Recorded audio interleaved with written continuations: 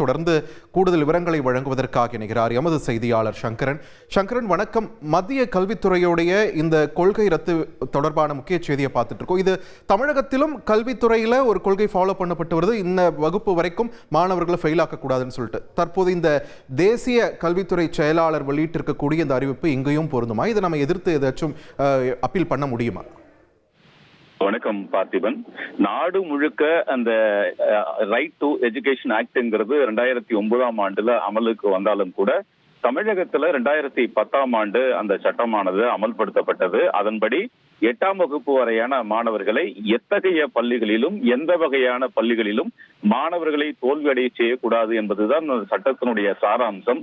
மிகச்சிறிய வயதில் மாணவர்களுக்கு மன ரீதியாக அவர்களை தோல்வியடைய செய்து அவர்களுக்கு பாதிப்பை ஏற்படுத்திவிடக் கூடாது என்பதுதான் அந்த சட்டத்தினுடைய முக்கியமான நோக்கம். அதன்படிதான் இத்தனை ஆண்டுகளாக அதில் அமல். வாய்க்கு ருசியா சமைக்க தெரிஞ்சா கை நிறைய சம்பாதிக்கலாம். இங்க ஒருத்தர் அசைவ உணவகம் நடத்தி மாசம் 5 லட்சம் ரூபாய் சம்பாதிக்கிறார். எப்படின்னு தெரிஞ்சுக்கணும்னா ஃப்ரீடம் ஆப்பை இப்பவே டவுன்லோட் பண்ணுங்க.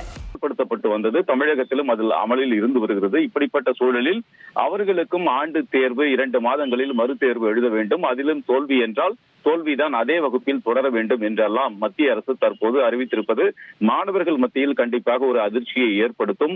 இந்த விவகாரத்தில் தமிழக அரசுடைய நிலைப்பாடு என்ன என்ற ஒரு எதிர்பார்ப்பு எழுந்திருக்கிறது.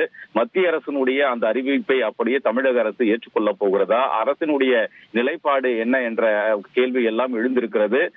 மாணவர்கள் மத்தியில் இந்த ஆண்டு தேர்வு என்பது மிகப்பெரிய ஒரு மன உளைச்சலாக இருக்கிறது. குறிப்பாக 5, 8 வரையான வகுப்புகளுக்கு அந்த ஆண்டு தேர்வு என்பது ஏற்கனவே மத்திய அரசுடைய புதிய கல்விக் கொள்கையில் கூட தெரிவிக்கப்பட்டிருக்கிறது.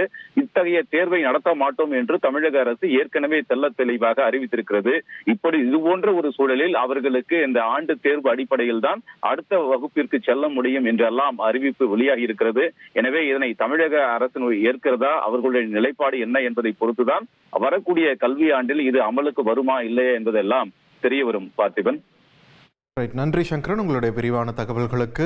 5 முதல் 8ஆம் வகுப்பு வரையிலான மாணவர்களை ஃபெயிலாக்க கூடாது என்ற ஒரு கொள்கை கடந்த 2009ஆம் ஆண்டு அமலாக்கப்பட்டது. இந்நிலையில் தமிழகத்தில் அது 2010 முதல் செயல்பாட்டிற்கு வந்த நிலையில் தற்பொழுது தேசிய கல்வித்துறையானது இந்த கொள்கையை ரத்து செய்திருக்கிறது. 8ஆம் வகுப்பு வரை மாணவர்கள் ஃபெயில் ஆக்கக்கூடாது என்ற கொள்கையை ரத்து செய்திருக்கிறது தேசிய கல்வித்துறை. இது தொடர்பான முக்கிய செய்தியை நாம் பார்த்து வருகிறோம்.